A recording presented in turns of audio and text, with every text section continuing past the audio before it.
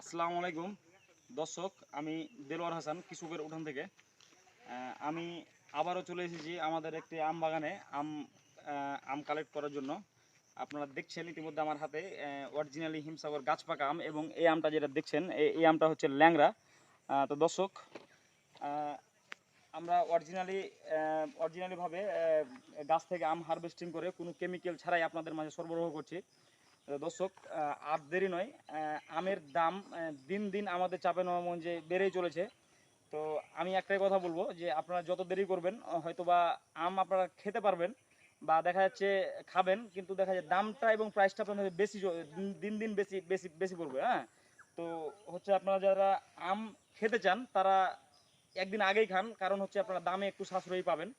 তো দর্শক, আর দেরি নয়, আম পেকে গেছে, হ্যাঁ, সব সংশয় কেটে গেছে। তো আপনাদের যাদের আম লাগবে, বিশেষ করে পাইকার ভাইদের জন্য আমাদের এখানে সরাসরি বাগানে এসে আম নিয়ে যাওয়ার সুবিধা আছে।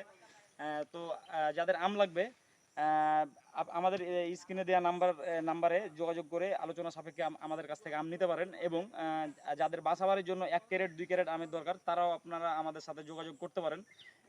তো এই দেখেন, আমি যদি দেখাই কি কালারফুল আম, এই হিমসাগর, এবং আমার এই ডান হাতে যেটা দেখছেন এটা হচ্ছে ল্যাংড়া।